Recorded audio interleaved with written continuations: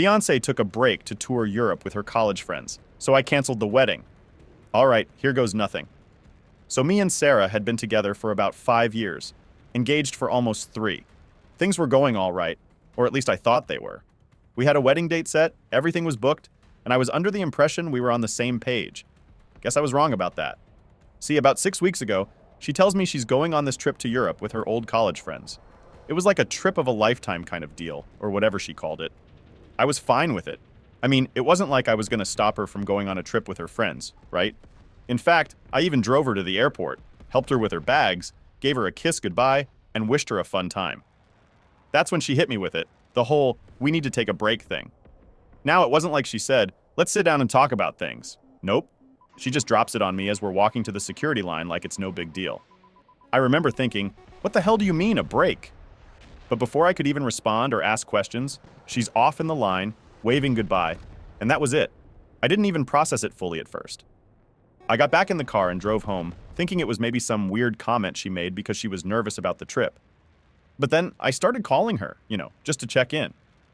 And guess what? Blocked. Like, straight up blocked on everything. I couldn't call her, text her, nothing. I checked social media to see if maybe she posted something or gave an update on her trip. Blocked there too. That's when it started to sink in that this whole break thing wasn't some casual comment. She meant it. She really just left for Europe and decided to cut me off without even talking about it. I tried to give it a few days. Maybe she'd calm down. Maybe she'd realize she was being ridiculous.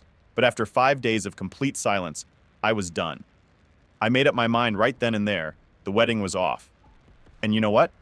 I felt good about that decision. Why should I be with someone who thinks they can just walk away whenever they feel like it? I wasn't going to sit around and wait for her to decide when she was ready to be in a relationship again. Hell no. She made her choice, so I made mine. I canceled everything. The venue, the catering, the flowers, whatever we had planned for the wedding, I pulled the plug. And then, I took it one step further and decided she wasn't moving in with me either, which was supposed to happen in March. Nope, she could figure out her living situation when she got back from her little vacation because it wasn't going to be with me. Weeks went by, and I didn't hear a word from her. Not a single message, not a call, nothing. Then, one day out of nowhere, she calls me. I didn't even know it was her at first, because she must have used a different number or something. She says she's getting back on Thursday morning, gives me her flight details like I'm supposed to care, and acts like everything is just fine, like she didn't ghost me for 6 weeks. I paused for a second and then said, "What's that got to do with me?" And man, the silence on the other end of the phone was golden. She didn't know how to respond. I didn't give her a chance to explain either. I blocked her, just like she did to me, and that was the end of it. Or at least I thought it was. Later that day, I figured it was time to let people know what was up, especially since the wedding was off and all. We had a group chat with some of our friends and family, so I just posted a quick message saying, "Hey, just letting everyone know the wedding is canceled, and so is our relationship." I didn't think it would blow up like it did, but man, people had questions. Everyone started asking what happened, so I laid it out for them. I told them how Sarah went off to Europe, decided we needed a break without even asking me, and then blocked me for 6 weeks. They were all pretty shocked. Some people were even mad on my behalf, which honestly felt kind of nice. You never really know how people will react when you drop news like that, but it was good to have some support. Around 2 p.m., Sarah finally decided to chime in. She didn't say much at first. Just asked me to call her so we could talk about everything. I wasn't having it. I told her we could talk right there in the group chat if she wanted to explain herself. She didn't like that, though. Said something like, "This is between us, not for everyone else." Yeah, no. She made this public the second she walked out of my life without a word. She tried messaging me a few more times, but I just kept it short. I wasn't in the mood to listen to her excuses. By 6 p.m., she was begging me to pick her up from the airport so we could talk this out. Like, seriously? As if nothing had happened? I told her straight up, that was your plan, not mine. None of this was my plan.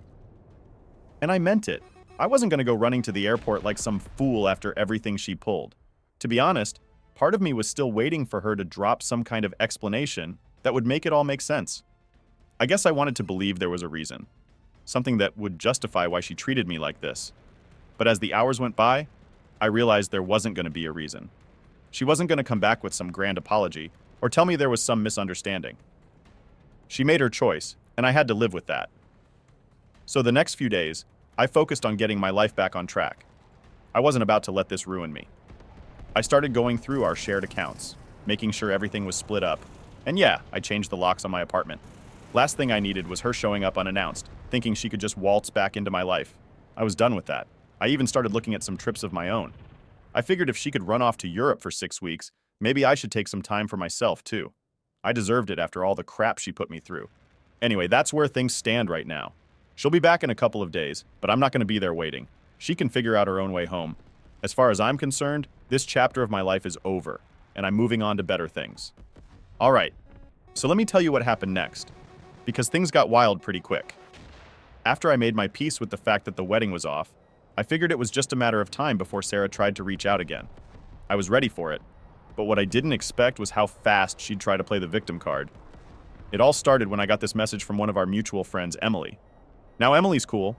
She's always been straight with me. But this time she was a bit hesitant, like she didn't really want to get involved.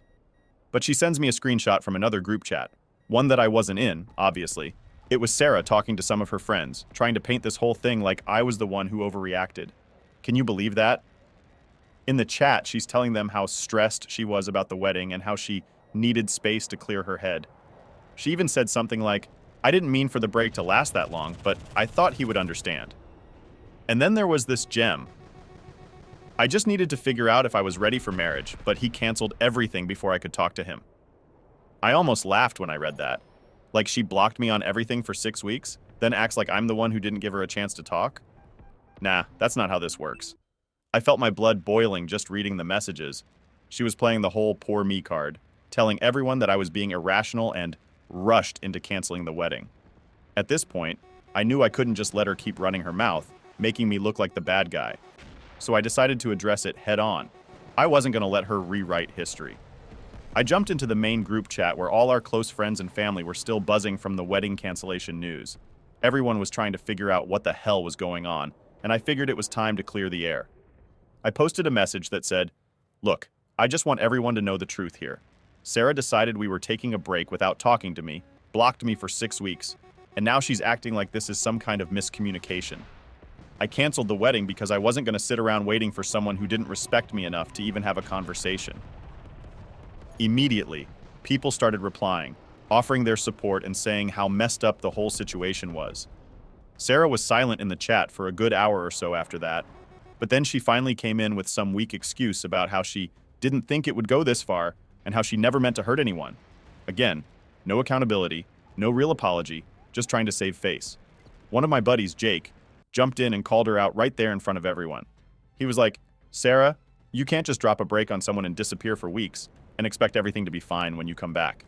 That's not how relationships work." Honestly, I was relieved someone else said it because I was getting tired of defending myself at this point.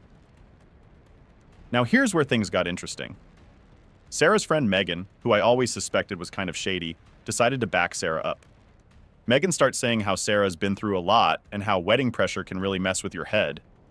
She was trying to make it sound like Sarah was the victim of stress and anxiety, which, okay, I get that planning a wedding is stressful, but come on. That's not an excuse to block your fiance and go radio silent for 6 weeks while you're partying in Europe. Megan goes on, saying stuff like, "You should have given Sarah more time to process everything, and maybe you acted too quickly by canceling the wedding." That's when I lost it. I wasn't about to sit there and listen to some third-party person who wasn't even in the relationship try to tell me how to handle it. So I replied, "Megan, with all due respect, you don't know the half of it. This isn't about wedding stress. It's about the fact that Sarah blocked me, cut me off completely, and didn't bother to talk to me once during the whole trip. I tried. I called, texted, and got nothing. How much more time was I supposed to give her? Another 6 weeks? A year? If Sarah didn't want to be with me, she could have said that. But instead, she disappeared and expected me to just sit around waiting. That's not how it works." The chat went quiet after that. I think everyone was starting to realize just how messed up the whole situation was. Even Megan didn't have much to say after that. A couple of days passed, and I thought maybe things would calm down. But nope. I get another call from Sarah's sister, Rachel. Now, Rachel and I had always gotten along pretty well, so I figured maybe she was calling to check in or something. But as soon as I answered, she went straight into, "Why did you cancel the wedding without talking to Sarah first?" I was stunned. I didn't expect Rachel to take Sarah's side, especially after everything. I told her, "Rachel, your sister blocked me. How was I supposed to talk to her when she literally cut me off?" Rachel didn't really have an answer to that, but she kept pushing, saying Sarah was heartbroken and that I should have waited for her to come back and talk things through. At that point, I had enough. I told Rachel straight up, "Look, I get that you want to defend your sister, but what she did was wrong. She didn't give me any say in the whole break thing, and I'm not going to wait around for someone who doesn't respect me. If Sarah wants to explain herself, she knows how to reach me. But I'm not going to be the one to fix this." Rachel tried to say more, but I just told her I had to go and hung up. I wasn't about to keep having the same conversation with every single person Sarah sent my way. That night, I got another message from Sarah. This time, she was apologizing. Well, sort of. She said she was sorry for how things went down, but didn't take any responsibility for the choices she made. It was one of those half apologies where she tried to make it sound like we were both at fault. I didn't reply. There was no point. She'd made her bed, and now she had to lie in it. I wasn't going to go back and forth with her anymore. After that, I made sure to block her everywhere again, just to make sure there wouldn't be any more drama. I wasn't interested in hearing her excuses or letting her drag this out any longer. At the end of the day, I realized something. I dodged a bullet. If this is how Sarah acted when things got tough, I can't even imagine what it would have been like to be married to her. I felt bad for the time we wasted, but I was glad it ended before it got any worse. Now I could move on, and that's exactly what I plan to do. Update 1. All right. So after all the drama with Sarah and her trying to guilt trip me into reconsidering the wedding, which by the way didn't work, I thought things would quiet down for a bit. But nope, not in my life. Turns out, I had way more coming my way than I could have expected. About a week after I blocked Sarah for the last time, I get this random call from a number I didn't recognize. I almost didn't answer it because at this point, I wasn't in the mood for more drama. But for some reason, I picked up. And guess who it was? Sarah's mom. Yeah, her mom. Like, what the hell? Now, Sarah's mom, Lisa, had always been one of those people who was super sweet to your face, but you could tell she had this whole passive-aggressive vibe just under the surface. She was the type of person who would give you a compliment, but somehow, it felt like an insult. You know what I mean? Anyway, Lisa starts off the conversation all friendly, like nothing had happened. "Hi, sweetheart. How are you doing?" she says, like we hadn't just canceled a wedding and blocked her daughter from my life. I wasn't about to play games, so I kept it short. "I'm fine, Lisa. What's going on?" That's when she starts with the whole guilt trip. She says, "Oh, we were so looking forward to the wedding, and this whole thing has really devastated Sarah. You know she's been crying every day since she got back, right? She's just been a mess." Now, I wasn't about to let her make me feel bad for Sarah, not after everything she pulled, so I told her straight up, "Lisa, I'm sorry Sarah's upset, but she made her choices.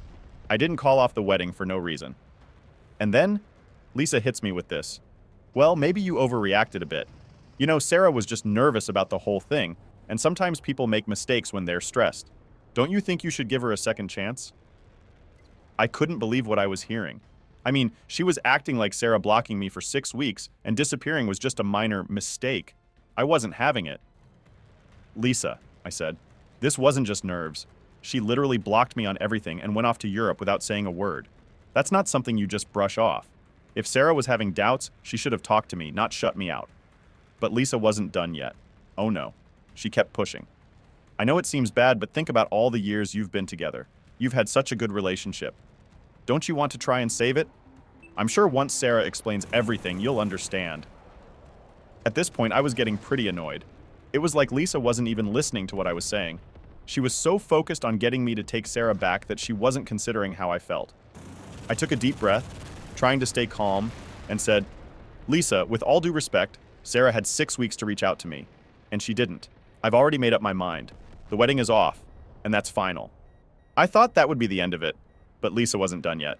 She goes, "Well, if you won't talk to Sarah, at least come over for dinner so we can talk as a family. Maybe we can work through this together." I was speechless. She was inviting me to their family dinner, like this was some kind of minor argument that could be solved over a plate of spaghetti. I knew this wasn't going anywhere, so I told her, "Thanks for the offer, but I think it's best if we all just move on." And with that, I hung up. You'd think that would be the end of it, right? Wrong. The next day, I get a message from Sarah's dad. Now let me tell you, her dad, Tom, is one of those old school guys who thinks he's always right. He's never really liked me, but he tolerated me because Sarah and I were together. So when I saw the message from him, I knew it wasn't going to be a friendly chat. He basically laid into me, saying how I was throwing away a good thing, and that I was ruining Sarah's life by not giving her a chance to explain. He even said something like, "Men don't act like this. You should be standing by your fiance, not running at the first sign of trouble." That really pissed me off. I mean, I was standing by Sarah for years, and this is how I get treated? I didn't reply to Tom's message because I knew it would just turn into a pointless argument, and honestly, I was over it. But that wasn't the worst part. A couple of days later, I get a message from Sarah. She used some other number to reach out, and it was a long message, like multiple paragraphs long. She went on about how she was sorry for everything, how she didn't mean to hurt me, and how she realized she made a mistake. She said she was confused about the wedding and needed time to think but didn't know how to tell me, so she panicked and blocked me. Then she dropped the big one. She said she still wanted to get married. Yeah, you read that right. After all of this, after blocking me, ghosting me for 6 weeks, and trying to blame it all on wedding nerves, she still wanted to marry me. It was like she was living in some fantasy where everything could just go back to normal with a simple apology. I sat there staring at the message for a while, not really knowing what to say. Part of me was still angry. No, actually, most of me was still angry. But there was a small part of me that felt, I don't know, sad, I guess? Like, we'd spent years together and this is how it all ended. It wasn't how I pictured things going, that's for sure. But the more I thought about it, the more I realized that this wasn't something I could forgive. It wasn't just about the wedding or the trip to Europe. It was about trust. Sarah had broken that trust, and no amount of apologies or explanations was going to fix it. I couldn't marry someone who thought it was okay to just disappear when things got tough. So I did what I should have done from the start. I blocked the number she used to text me, deleted the message, and moved on. For real this time. After all of that, I felt like a weight had been lifted off my shoulders. I wasn't tied down by Sarah's guilt trips or her family's pressure anymore. I could finally focus on myself and what I wanted for the future. And honestly, it felt pretty damn good. Update 2. Alright, so you'd think after I blocked Sarah and her family again, things would finally settle down, right? Wrong. Of course not. Because that would be too easy. I swear, it's like they just couldn't let go of the fact that the wedding was off, and they kept coming at me from every angle, like they were trying to wear me down or something. Spoiler, it didn't work. A couple of days after Sarah's last attempt to reach out, I get a text from someone else. This time, it's from one of Sarah's bridesmaids, Katie. Now, Katie and I weren't exactly close. I mean, she was always nice enough when we hung out as a group, but she was more Sarah's friend than mine. So when I saw her name pop up, I was immediately suspicious. The text started off innocent enough. She was asking how I was doing, saying she'd heard about the breakup, blah, blah, blah. But I wasn't stupid. I knew she wasn't just checking in for no reason. So I kept my response short, something like, "Yeah, I'm fine. Just dealing with everything one day at a time." And then she hits me with it. "I think you should hear Sarah out." Here we go again. I stared at my phone for a minute, trying to figure out if I should even respond. Part of me wanted to just block Katie too and move on, but I was curious. I wanted to see where this was going, so I asked her why she thought that. Katie goes on this long rant about how Sarah's been really struggling and how she's been crying every day since she got back from Europe. She said Sarah was too scared to reach out to me directly because she thought I wouldn't listen. Apparently, Sarah had been telling her friends that she messed up big time, but didn't know how to fix it. I sighed, feeling that frustration bubble up again. "Katie, I've heard all of this already. I gave Sarah chances to explain herself, and she didn't. She blocked me for 6 weeks and then expected everything to be fine when she got back. That's not something I can just forget." Katie tried again, saying how Sarah just needed space and didn't mean to hurt me. But the more she talked, the more I realized what was really happening. Sarah had sent Katie to do her dirty work, thinking maybe I'd listen to someone else. It was like she didn't even have the guts to face me herself anymore. I was done. I told Katie, "Look, I appreciate you trying to help, but this isn't something that can be fixed with a few apologies. It's over, and that's it." I could tell she wanted to keep pushing, but I didn't give her the chance. I blocked her right after that, and then, just when I thought I was finally in the clear, I get another message. This time, it's from one of Sarah's cousins, Mark. Now, I hadn't heard from Mark in months, and out of nowhere, he's texting me, asking if we can meet up to talk about everything. At this point, I was so fed up with everyone trying to drag me back into Sarah's drama that I almost didn't respond. But curiosity got the better of me. I wanted to know what angle Mark was going to come at me with, so I agreed to meet him for coffee. When I showed up at the cafe, Mark was already there, looking a little nervous. We sat down, and after some awkward small talk, he finally got to the point. "Look, man, I know this whole thing with Sarah has been a mess. I just wanted to check in with you and see if there's any way you two could work things out. I almost laughed. Mark, it's done. There's nothing to work out. She made her choices and I made mine. He looked uncomfortable, like he knew he was about to say something I wasn't gonna like. Yeah, I get that. But here's the thing. Sarah's been talking about how she thinks she made a mistake.